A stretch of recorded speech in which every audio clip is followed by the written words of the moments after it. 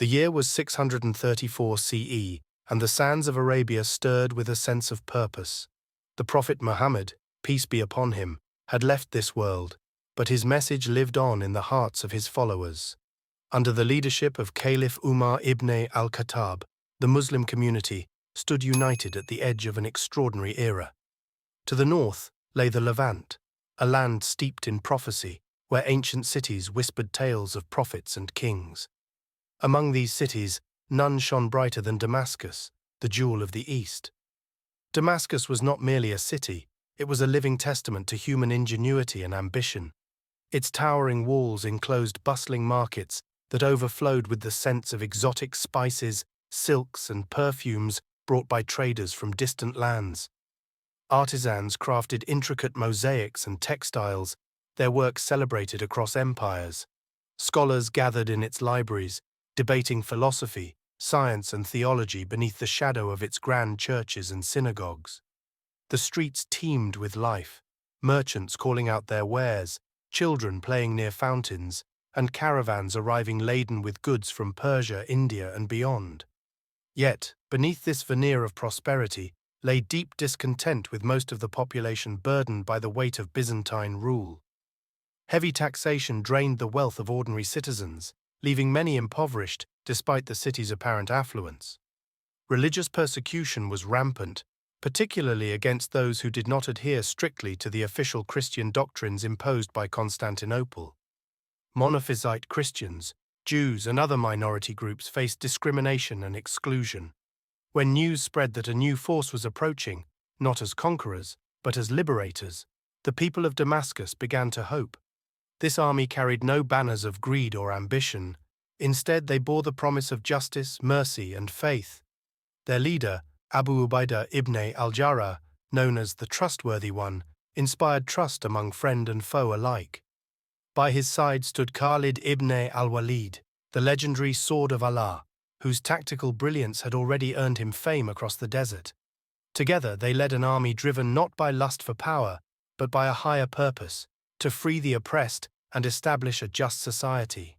After securing victory at Ajnadain, the Muslim forces turned their attention to Damascus.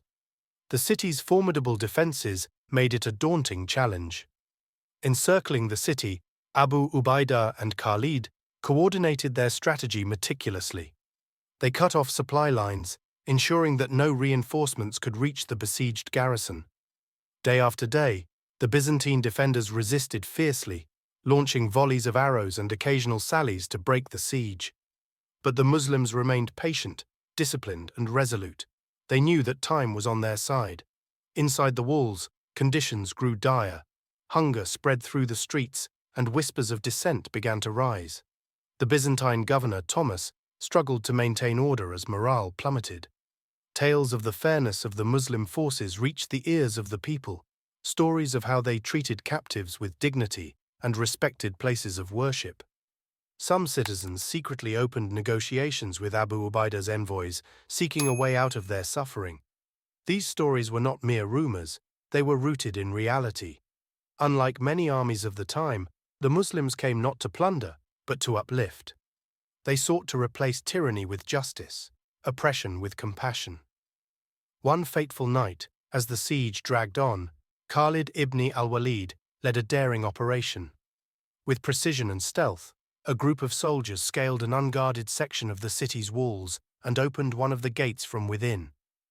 As dawn broke, the Muslim army poured into Damascus. Unlike other conquests marked by chaos and bloodshed, the entry into Damascus was different. Realizing resistance was futile, the Byzantine officials surrendered formally to Abu Ubaidah, who honored his promises. Churches, homes, and markets remained untouched, and the people were treated with fairness and respect. The fall of Damascus was more than a military triumph.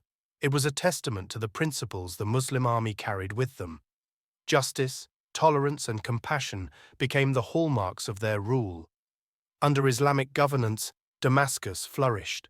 Merchants returned to its markets, scholars resumed their debates, and artisans crafted works of beauty once again. The city transformed into a beacon of stability and enlightenment, setting the stage for its future prominence as a center of culture and learning.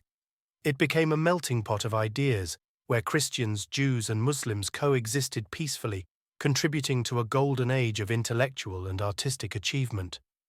When the Muslim army arrived, they brought with them not only military prowess, but also a vision of governance rooted in fairness and inclusivity. Upon entering Damascus, Abu Ubaidah Ibne al-Jarrah issued decrees ensuring the safety of all inhabitants, regardless of their faith. Churches and synagogues were protected, and religious leaders were allowed to continue their practices without interference.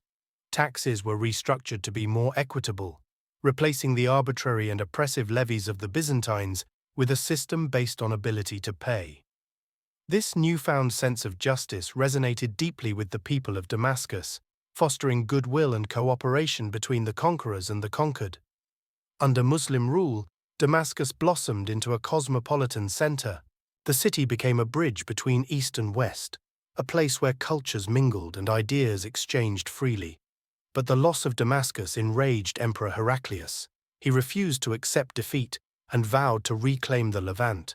Gathering one of the largest armies in Byzantine history, numbering over 100,000 soldiers, he prepared for a decisive confrontation.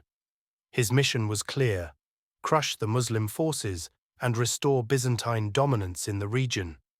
The stage was set for the Battle of Yarmouk, a clash that would determine the fate of the Levant. The Yarmouk Valley, surrounded by cliffs and ravines, became the chosen battleground. Confident in their numbers, the Byzantines believed victory was inevitable.